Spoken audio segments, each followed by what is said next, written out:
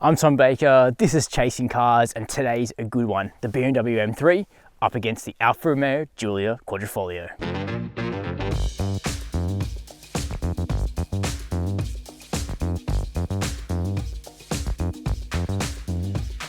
Sports sedans are one of my absolute favorite segments on the market. Why? Because these cars can pretty much do it all.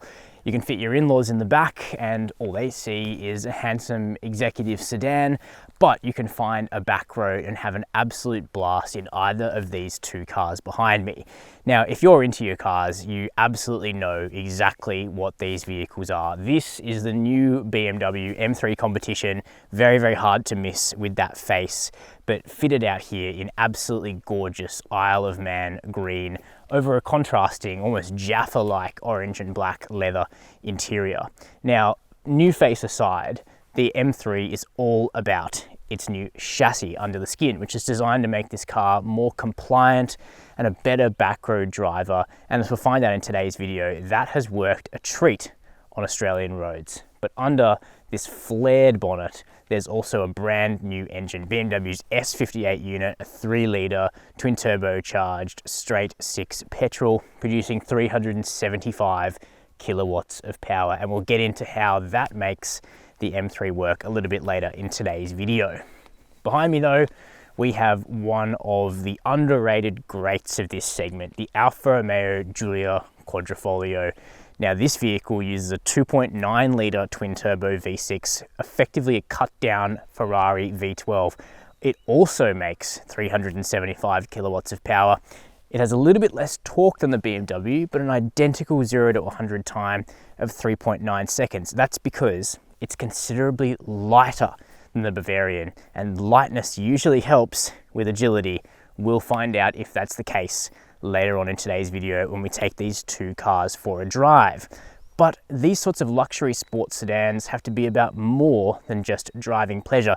They also have to cosset you on the daily drive, because when you're spending 138 grand in the case of the Alfa or 154 grand in the case of the BMW, they really do have to be everything to you, these cars. And we'll find out which one does a better job of all of those tasks in today's comparison. But before we get started, hit subscribe down below. One thing the new BMW M3 does incredibly well here in the cabin is customization. You can really make this car your own with a variety of really interesting color combinations that range from the almost absurd with like a lime yellow and light blue combination, which was the hero for the M4, to the hero for this M3, which is like a Jaffa orange and a black two-tone. But you can also go for far more traditional looks if you want to. You can even replace all this carbon fiber with wood if that's your thing. The point is you can really decide exactly how your M3 looks compared to pretty much the all black interior of any Giulia Quadrifoglio. The layout of the M3's interior is also really sensible and easy to use. We've got a great touchscreen up here running BMW's latest iDrive system. We've also got this knurled controller between the seats. It's all just a little bit more intuitive than the Alfa Romeo's infotainment, and we also have wireless Apple CarPlay and Android Auto, which is a great benefit, far more convenient than a cable. We then have digital gauges, which are just fine. They don't really help that much. There is some interesting media and trip information, but the map is like abstract and not that useful. Now the steering wheel, it's a pretty big wheel in the M3 and it's chunky. Very nice tricolor stitching, however, and we do have quick access to the M modes, 2 of them for your saved driving characteristics, and then these beautiful big shifters, paddle shifters with sort of textured backing, which feels great in the hand. Now this car has some carbon fiber trim on the wheel and on the paddles, but we have the standard M3 seats, which are absolutely the way to go. The optional carbon buckets are really uncomfortable in the M3 and the M4. They have a rather unfortunate carbon piece between the seats, which isn't particularly good, and the standard seats are just much more comfortable. They've got adjustable bolsters and they're still heated, they're still electrically adjustable. This is the way to go. In terms of storage, we've got wireless charging, cup holders, bin between the seats. It's all there. We've got a leather dash, leather doors. It feels suitably expensive, but so it should, because this car is almost 20 grand more than the Alfa Romeo in standard form. You can save some money by going for the non-competition version of the M3, but then you do lose some engine performance as well. One thing BMW got really right on the new generation of M3 was increasing the backseat space. It's probably not going to be the main measure for most people that buy this car, where it will probably sit in the garage alongside an SUV, but it's good to know that if you do need to carry people in the back or take the kids to soccer training or whatnot, there's heaps of space. Leg room, headroom, toe room, all fine. Middle seat's a bit of a perch, but it's usable in a pinch. The kids have got a separate temperature zone, USB ports back here, all the really nice leather finishings. Now there isn't a center armrest, and that's because this car has 40-20-40 folding rear seats, but heaps of nice detailing like the tricolor on the seat belts as well. Looks really good. The first thing you notice when you get into the interior of the Giulia Quadrifoglio is how much tighter and more driver focused it feels in here.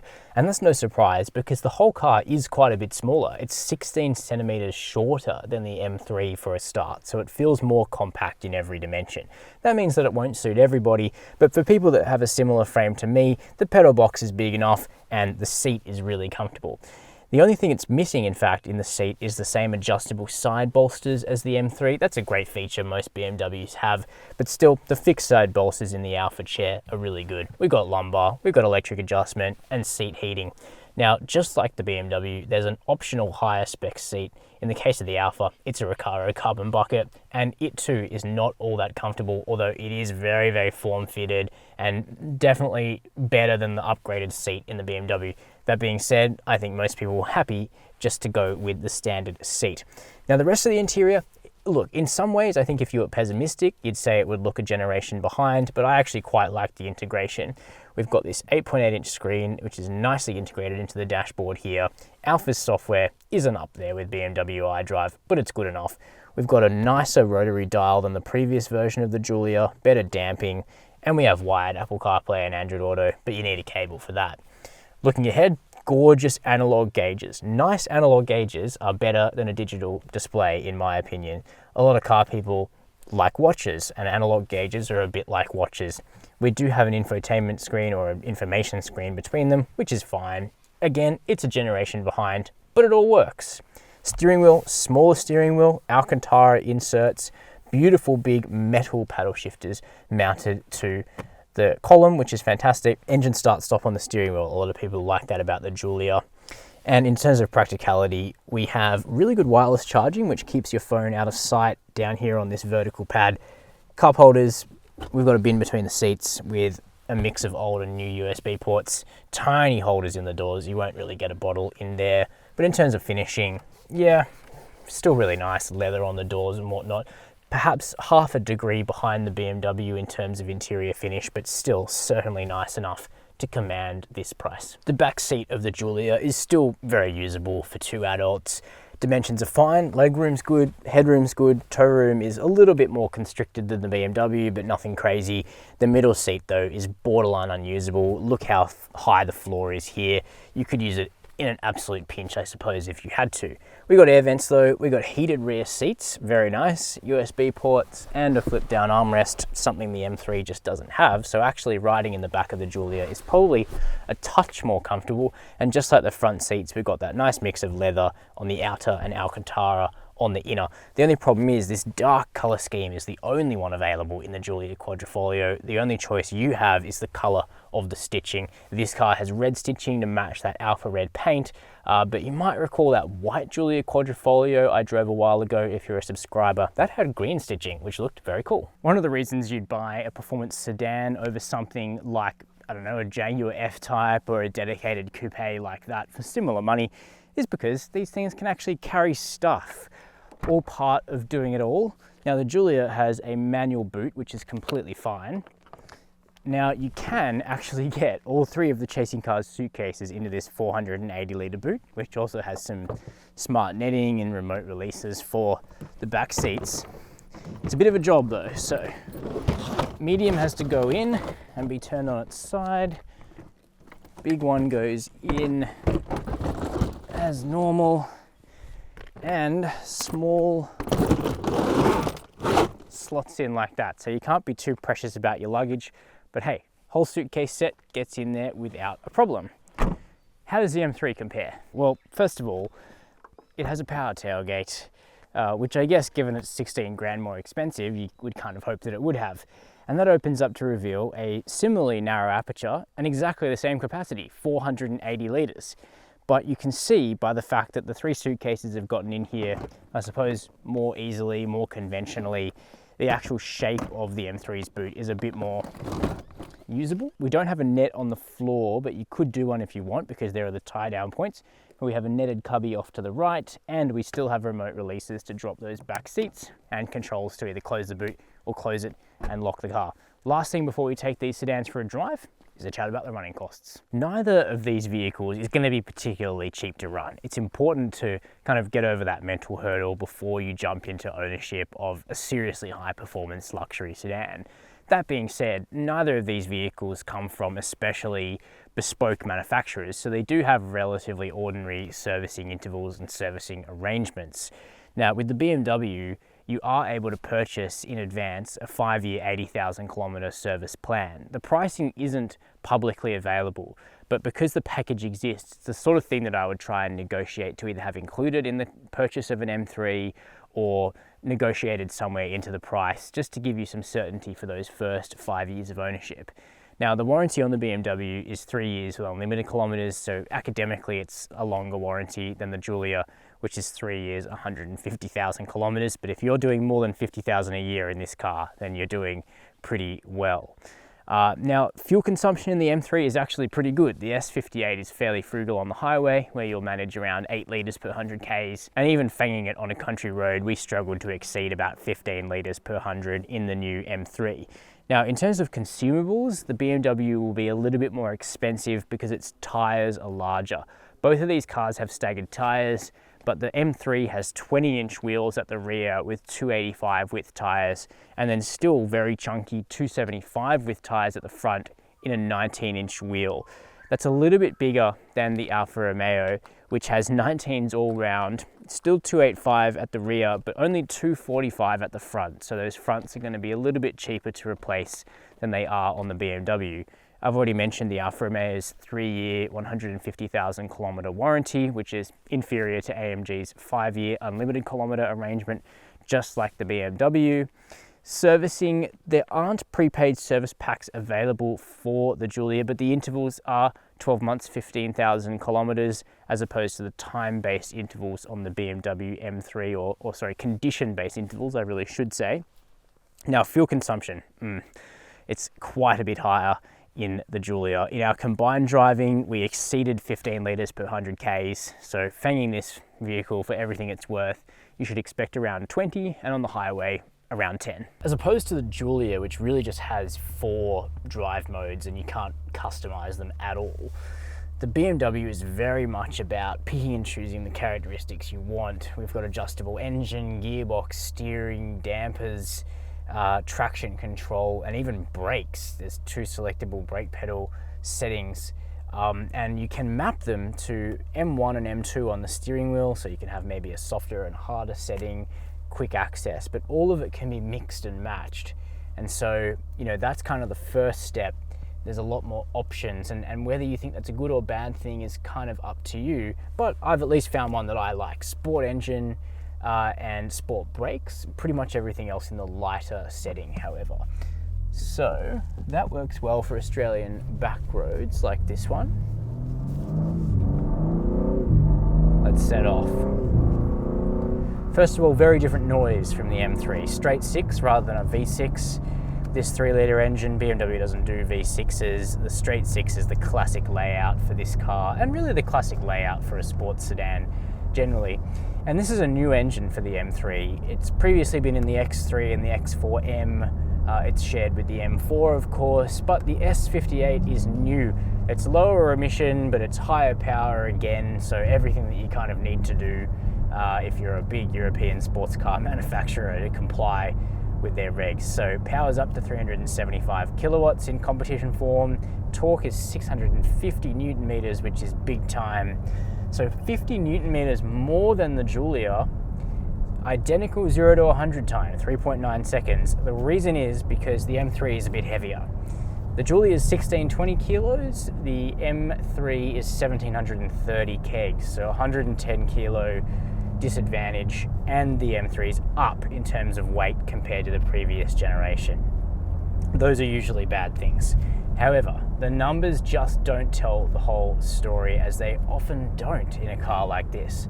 And while over 1,700 kilos is getting up there for a relatively compact sports sedan now, in some ways, the extra weight has actually settled the car compared to the previous generation M3. And in BMW world, that's a good thing. The only issue is that the Giulia, despite being so much lighter, is still really planted, beautifully suspended, and doesn't need extra weight to keep it on the road. So there's that. But before we get to ride and handling, let's talk powertrain, because it's very, very different in character to the Alfa. You can probably hear it's a much deeper sound. It's got this sort of boomy, crackly kind of overrun to it, and these reverbing coughs on the upshifts, which actually comes together really nicely and sounds good. It sounds mean, you know. It sounds meaner than the Giulia, which is really more kind of raspy, a little bit more treble to it, more sort of classic Alfa V6 noise. The BMW kind of means business. And it's just strong pretty much everywhere. It's not as immediate off the line as the Giulia, but the mid-range is amazingly strong in the new M3. It will rev and sound pretty cool doing it, and it makes quick progress. It's happy to rev, but really that meaty mid-range just gives this car so much propulsion. And you know, it's interesting, coupled to the new adjustable traction control 10-stage. You can really choose how adjustable this car is on throttle by knocking down those settings bit by bit. At fully on, it stays on the straight and narrow with just a little bit of kind of movement at the rear to remind you it is only rear drive. The all drive option comes later. But as you knock down the traction control sensitivity, it's more and more adjustable on the throttle and more reminiscent of the Giulia in that sense. So the engine is really, really satisfactory, even good in terms of its fuel consumption and how it can be driven around on the low and mid range, but then it will rev out happily. I just don't think it has as much sonorous character and kind of immediacy underfoot as the Giulia's 2.9. But certainly, you know, it's no bad engine. It's good, and it's been tuned better in the M3 than in the X3 and X4M, which felt a bit doughy. Now the gearbox is new. That's an 8-speed ZF. BMW have been using it for ages, similar design to the one in the Giulia. And it replaced the DCT gearbox in the previous M3, which was a little snappier on the open road, definitely, but not very drivable at low speed. Pretty horrible to reverse, pretty horrible to creep in traffic. The new 8-speed ZF is much better at that stuff, and you know, it still shifts pretty darn quick with its own logic, and of course you can take over on the pedals as well. But what about the chassis on the new G80? Because so much has been riding on this M3 ever since the G20 3 Series came out, the normal 3 Series, and we realized, whoa, BMW have put much more effort into the steering. It rides better. We've been expecting that to flow through to the M3, and thankfully it has. The new M Servotronic steering is much better than the overlight and lifeless steering on the previous M3. Feel is still not as clear as the Giulia, but it's a quicker rack, the weighting is superior, and it has variable gear ratio in the steering and a whole bunch of other stuff to make it feel a bit more natural. The wheel is a bit big for my taste, still a bit chunky, but the car steers predictably, it steers naturally and quickly, and the grip from the Michelins is awesome as well. Really wide front tires, so you just get this absolutely planted sense from both ends of the M3. The ride too on adaptive dampers is great. It's definitely firmer than the Giulia, no doubt about it. At low speed, in the burbs, running over imperfections, you're going to notice them a lot more in the BMW. It doesn't have that supple, rounded off character of the Giulia's suspension, and I think that's a shame because the Alfa does the whole livability thing so well, but still has awesome body control out here.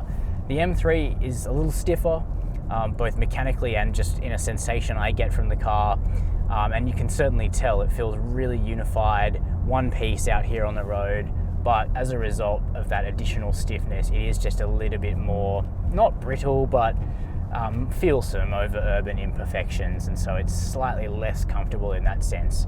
But on the other side, the seat I think is a touch more comfortable in the BMW, and it is more adjustable with the side bolsters too. You sit a bit higher though in the M3. Neither of these cars do you sit really low unless you're optioning in the carbon buckets or you're doing your own thing. The standard seats sit a bit higher, but not uncomfortably so, and the view out of both is good. I love the mirrors.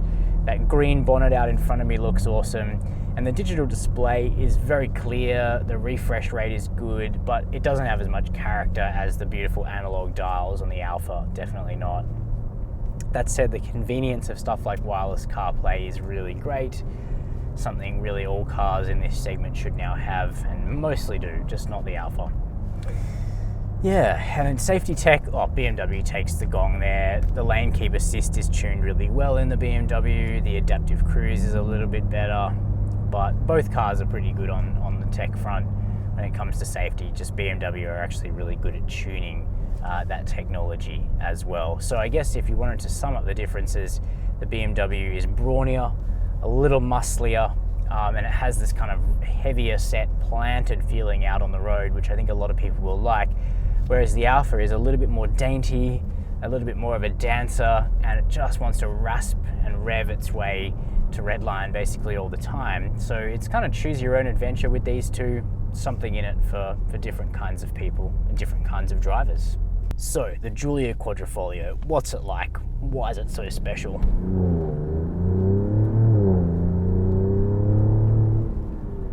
Well, that warble from the 2.9 litre engine gives you your first clue. What's mounted under the bonnet of this vehicle gives the Giulia Quadrifoglio so much character. But as I'll explain, it's actually not the best part of this particular car. The Giulia Quadrifoglio is special because it is pretty unique in this segment in unifying the goals of what a luxury sports sedan is supposed to be about, and that is being comfortable and usable enough every day and presentable enough to, you know, turn up in a smart situation in a car that doesn't look like, you know, two boy racer. But then on a great stretch of road, it has to be able to remind you of exactly why the relatively small, relatively light, rear-wheel drive sports sedan is so classic. And, you know, remind us of the kind of things that we'll miss when one day you're not able to buy cars like this anymore because they will all be fully electrified. And I suppose, you know, that does indicate why the powertrain is pretty central. Now, I think the whole half a Ferrari V12 thing is a little bit overblown. I mean, there's components there that you can talk about, but let's just frame it in the sense that it's Alfa Romeo's 2.9 litre twin turbo V6, because that's more than good enough. Produces 375 kilowatts of power and 600 newton meters of torque, and those outputs are really bang on for this segment. You can buy the C63, there's probably still some remaining. I think the 2 doors stayed in production a bit longer than the 4 door, and as such you can still buy a V8 in this segment if you want that. There may still be some Lexus GSFs and whatnot around the place if you want to go that way as well. But really we're seeing this segment move to smaller engines, but the 2.9 litre in this car shows you why small doesn't have to mean bad. In fact, it's just a terrific motor, so much better sounding than virtually any other V6, but of course Alfa has done a brilliant sounding V6 for a long time. Just raspy, characterful, and with awesome effects on the exhaust as well. The nice thing though is that in natural mode, through this car's DNA driving mode selector, it's docile. It's never doughy. There's always lots of torque available just underfoot, but it's docile, it's easy to drive, and it's quiet. It's really quite social in natural mode. If I change to it now, you'll see exactly what I'm talking about. You know, it just becomes this sort of muted thrum bass note. Then if we change it into dynamic, shift down a few gears,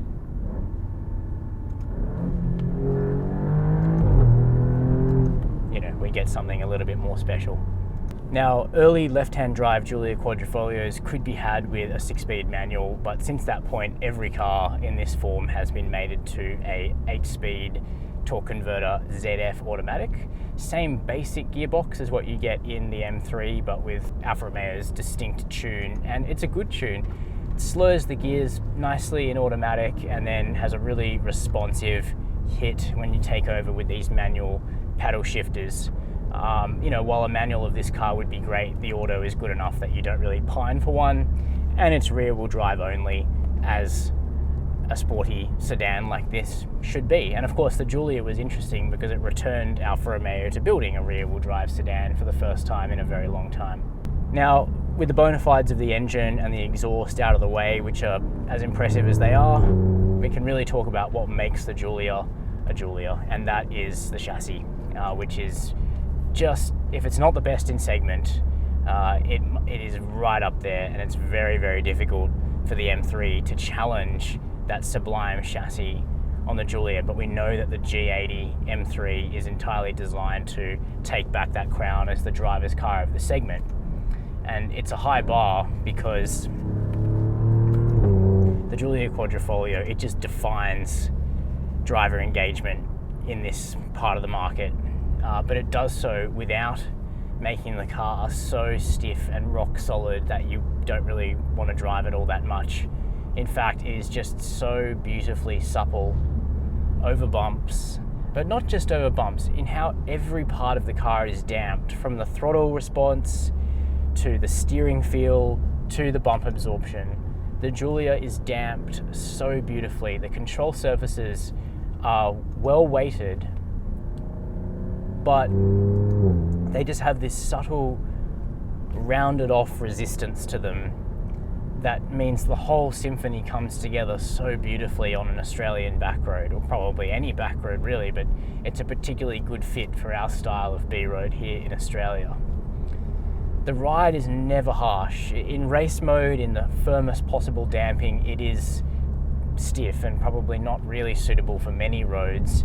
But with the dampers in soft or mid, it is beautifully rounded. And I'm just cruising along with dampers in soft now, but everything else in dynamic, and it's just a fantastic combination. You notice that the ride is controlled, you know what's going on with the road beneath the car, but you just don't ever get that sensation of a crash up through the seats or anything like that from imperfections. So that means that this is a great long distance GT car that doesn't tire you out. Instead, it just reels you in time and time again. And then there's the steering, which is just a delight in any Giulia, including the Quadrifoglio. The steering rack is quicker than what you'd expect. It is quicker than the M3, but also the weighting is just bang on, and this car avoids what so many vehicles with electric power steering suffer from, which is unnecessarily heavy artificial steering. Instead, it just is exactly what you would expect. There's a tiny bit of meat to the steering, giving you a clue about the performance credentials of this vehicle, but it's never over heavy, it's never over light. It turns in easily without too much effort.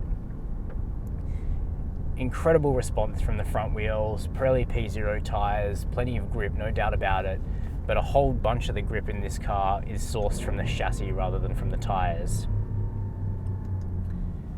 There's also just fantastic feel from the rear end. The car is very much throttle steerable, and I don't just mean in race mode where of course you can get a bit silly with the tail and take big slides in the car in a controlled environment. I just mean, day to day, if you just want to nip in your line in a corner, all it takes is a little bit of a breath on the throttle underfoot, and it just cinches in the rear end and helps push you out of the corner that way. So you've got terrific steering up front, but you've also got this pleasant controllability on the throttle, just allowing you to, pick a line and then fix a line that you've cocked up, basically. And that's exactly what you want from a sports sedan like this. All backed up by a pleasant soundtrack, a good driving position, nice paddles, you know, and that sensation that you're driving a great Alfa Romeo, which is, you know, one of the pleasures of internal combustion motoring. I've got absolutely no doubt that the BMW M3 is a little better built. The quality, I think, is higher. There's a few creaks, a few rattles in this interior, and there's only 1,993 Ks on the clock. Of course, most of that is a product of stiffness, but, you know, I think we know the M3 is just slightly better quality in that sense. Additionally, the M3 has much higher degrees of customization. So if you like to really pick out carefully the drive profile that works best for you, if you want to do things like customize your brake pedal feel, that's something that the M3 can do that the Giulia just can't. In fact, the Giulia has no custom mode, so you really have to accept one of the default modes that the car offers. There's also the sort of last generation feel of the tech inside. There's the fact we don't have an immersive digital gauge cluster, but these are all elements which, for some people, they won't like that. For other people, they will like it, and they'll prefer the a little more analog feeling of this car. And I think that I sort of fall into that camp largely because of this creeping nostalgia, that it's almost like nostalgia in advance, that we know that in 10 years it'd be a safe bet to say that there won't be a Giulia Quadrifoglio with a twin turbo V6 petrol engine. How could there be, with the crushing imposition of very, very heavy carbon emission rules for manufacturers in Europe? It just cannot be done. So, you know, this car will go the way of the dodo. And I think that trying to find the most pure, the most fun interpretation of this sort of style of vehicle is now a critical project. And I think the Giulia Quadrifoglio is highly convincing that this is one of the finest sports sedans, certainly ever to come out of Italy, but also to come out of Europe. And even in today's company, up against a terrific new BMW M3, it still continues to shine. So that's our detailed comparison of the new BMW M3 Competition and the updated Alfa Romeo Giulia Quadrifoglio. Now, these are two really excellent sports sedans. The M3, I think, is a dramatic improvement over the previous generation, and cosmetics aside, this is a classic sort of Bavarian muscle sedan, loads to love. The thing is though, there's even more to love about the Alfa Romeo, which I think is just horrendously underrated in this class.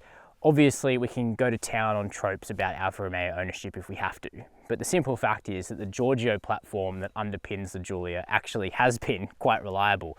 And this vehicle is just the archetypal luxury sports sedan. It's supple and so easy to live with as a daily driver, but then it is frenetic, ferocious, and just fizzing with feedback and feel when you get it out to a great road. It can do those two things incredibly well. The compromise that Alfa Romeo has been able to strike is probably the finest compromise I've ever seen in the car industry between everyday drivability and performance capability. It's quite astounding. But still, that's my opinion. You're welcome to disagree, and you can let me know down below in the comments what you think. While you're there, make sure to hit subscribe and help us on our way to 100K. We're very close to that figure now, so you can make a real difference. And as always, thanks for watching Chasing Cars.